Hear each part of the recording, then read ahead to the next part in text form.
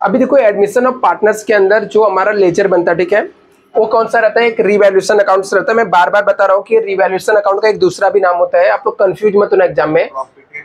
Profit and loss adjustment account बोलते हैं। क्या बोलते हैं? Profit and loss adjustment account, ठीक है। दूसरा हम लोग को कौन सा अकाउंट बनाना पड़ता है? Partners capital. पहले से यदि 2 पार्टनर है तो नया पार्टनर एडमिट हुआ, उसको लेकर 3 कॉलम बनेगा। पहले से मान लो तीन पार्टनर, एक नया पार्टनर एडमिट होगा तो यहाँ पे कितने कॉलम आ जाएंगे? 4। ऐसा नहीं कि नहीं आ सकता, आ सकता है, ठीक है, बट हमारे एग्जाम में क्या होता है, 2 ही पार्टनर रहते हैं, एक नया एडमिट हो जाता है, क्योंकि हमारा जो पेपर रहता है आंसर शीट इतना बनाना पॉसिबल नहीं है, बट पॉसिबल है कि ऐसा भी हो सकता है, ठीक है। तो जितने पार्टनर रहेंगे, जो ओल्ड पार्टनर रहेंगे उनके कॉलम, प्लस एक नया पार्टनर जो एडमिट हुआ उसका पार्टनर्स कैपिटल अकाउंट बनाते हैं। थर्ड हमारा क्या बनाना पड़ता है? बैलेंस शीट रहता है। बैलेंस शीट आफ्टर एडमिशन, मतलब नए पार्टनर के आने के बाद का बैलेंस शीट होता है, ठीक है। कैश बैंक अकाउंट और गुडविल अकाउंट्स भी बनाने पड़ते हैं। तो ये सब हमारे क्या होते हैं? वर्किंग नोट्स के पार्ट्स होते हैं। तो अभी कौन से अकाउंट्स के अंदर क्या क्या आइटम आता है, कैसे आपको समझना है शॉर्टकट तरीके से, वो भी आपको मैं एक बार बता देता हूं। ये जो रिवैल्यूएशन अकाउंट रहेगा, इसके डेबिट साइड में क्या लिखने का? यदि असेट्स डिक्रीज हुआ, असेट्स क्या हुआ? डिक्रीज हुआ, मतलब यदि एडजस्टमेंट में आपको दिया कि असेट्स का वैल्यू क्या हो गया? कम हो गया, तो उसका इफेक्ट कहां पे आएगा? डेबिट साइड में आएगा। जिससे बिल्डिंग की वैल्यू का क्या हो गई? 10,000 से कम हो गई, बिल्डिंग की वैल्यू 10,000 से कम हो गई, तो उसका जो दूसरा, एक तो बिल्डिंग में से लेस हो जाएगा और दूसरा इफेक्ट कहां पे आ जाएगा? रिवैल्यूएशन अकाउंट के डेबिट साइड में। तो आपको याद रहे कि असेट्स यदि डिक्रीज हुआ तो कहां पे आएगा? डेबिट साइड में, और यदि असेट्स इंक्रीज हुआ तो कहां पे आएगा? क्रेडिट साइड में। मतलब एक इफेक्ट तो बैलेंस शीट में रहेगा, एड लेस होगा, दूसरा इफेक्ट यदि असेट्स डिक्रीज हो रहा है, कम हो रहा है, तो कहां पे आएगा? डेबिट में। असेट्स इंक्रीज हुआ तो कहां पे आएगा? क्रेडिट साइड में। दूसरा, यदि लायबिलिटीज क्या हो रहा है? इंक्रीज हो रहा है, लायबिलिटीज इंक्रीजेस, तो डेबिट में आएगा। और यदि लायबिलिटीज क्या हुआ? डिक्रीज हुआ, तो हमारे लिए प्रॉफिट होगा तो कहां पे आ जाएगा? क्रेडिट साइड में। डिक्रीजेस, ठीक है। इसके अलावा सेम वही कोई भी एसेट्स लायबिलिटीज रहेगा, हम लोग इसका टोटल मारेंगे। यदि मान लो इस साइड डिफरेंस आया तो क्रेडिट साइड वाला ज्यादा है मान लो, और डेबिट में कम है, ठीक है, मतलब यहां पर जो अमाउंट है ये सब क्या है? कम है, क्रेडिट साइड वाला क्या है? ज्यादा है। तो इसका टोटल मार के हम लोग क्या करेंगे? दोनों साइड लिखेंगे, ठीक है, और इसमें से माइनस करेंगे। जो डिफरेंस आएगा ना, इसको रिवैल्यूएशन प्रॉफिट बोलते हैं। क्या बोलते हैं? रिवैल्यूएशन प्रॉफिट, या इसको प्रॉफिट एंड लॉस एडजस्टमेंट भी अकाउंट भी बोल सकते हो, ठीक है। Revaluation profit transfer to partners capital account में जाता है। कहां पे जाता है? Partners capital. एक किसको देने का? ओल्ड पार्टनर को देने का। सिर्फ किसको देने का? Old partner. ओल्ड पार्टनर कौन कौन? ए और बी को ही देने का, ठीक है।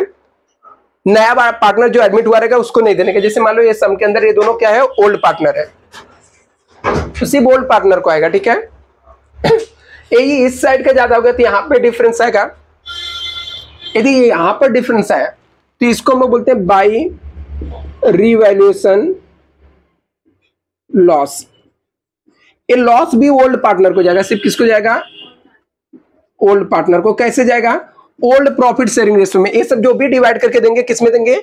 ओल्ड प्रॉफिट शेयरिंग रेशियो में। ओल्ड पार्टनर को जाएगा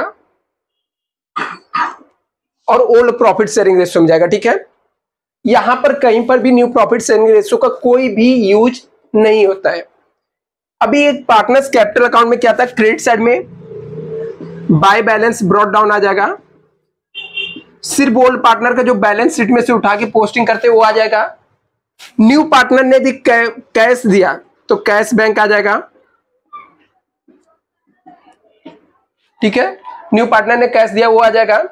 यदि हम लोग को वो एंट्री मैंने गुडविल का बताया था ना, cash bank account debit to goodwill आएगा, goodwill account debit to old partner आएगा, ठीक है। तो गुडविल अकाउंट क्या हुआ? डेबिट हुआ, तो टू ओल्ड पार्टनर लिखा है, ओल्ड पार्टनर के क्रेडिट साइड में बाई गुडविल आ जाएगा। और क्या आता है यहां पर? जो रिजर्व था ना, रिजर्व, कोई भी रिजर्व रहेगा ये रिजर्व किसको देने का? सिर्फ ओल्ड पार्टनर को। और प्रॉफिट एंड लॉस ये सब कहां से? ओल्ड पार्टनर को आता है। सिर्फ यदि बैलेंस शीट में दिया रहेगा तो, ठीक है। हाँ, रेशियो के हिसाब से ओल्ड रेशियो में ही आएगा, ठीक है। और यदि यहां पर यदि लॉस हुआ रहेगा तो इस साइड आ जाएगा रिवैल्यूएशन लॉस।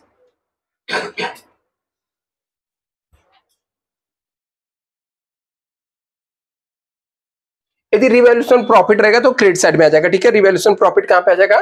क्रेडिट साइड में आ जाएगा। यदि दिया रहा यहां पर प्रॉफिट हुआ तो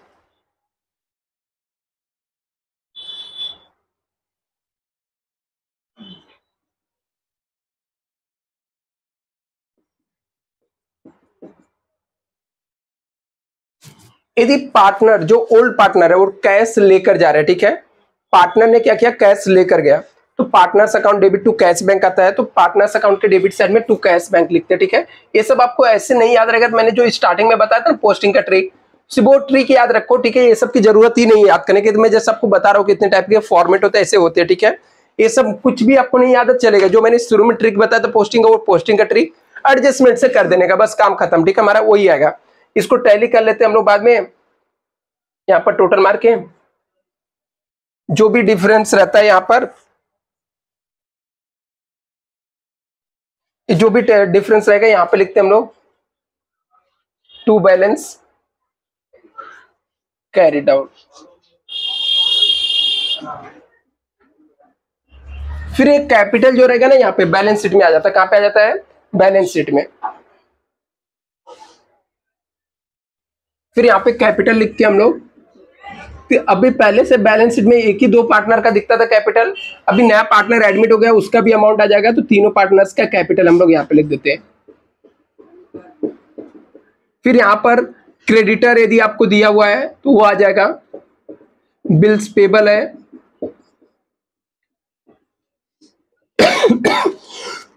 वो आ जाएगा, ऐसे और भी कोई लायबिलिटीज रहेगा वो आ जाएगा। सेम असेट साइड के लिए भी सेम रूल हो जाएगा।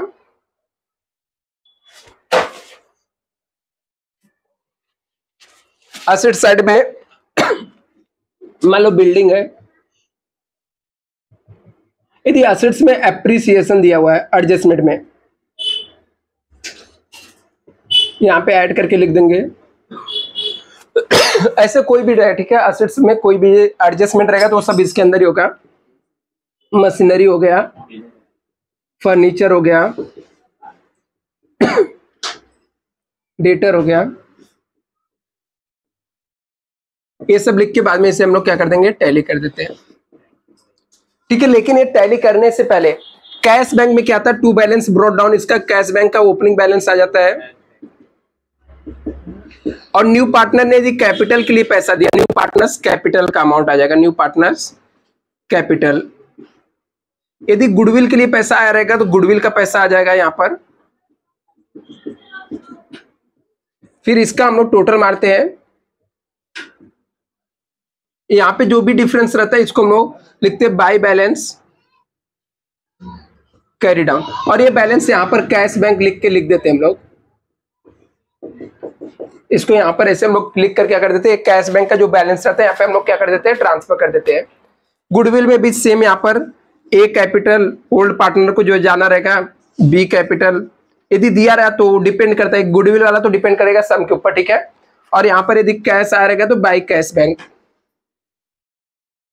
ये टैली हो गया तो इसका बैलेंस कहीं पर भी नहीं जाता। टैली नहीं हुआ तो जो भी बैलेंस इसमें बचता है वो गुडविल भी कहां पे जाता है, असेट साइड में जाता है। ठीक है, तो इसके सिंपल से एकदम फॉर्मेट इसे नोट डाउन कर लो, इसके बाद हम लोग इसके सम सॉल्व करेंगे।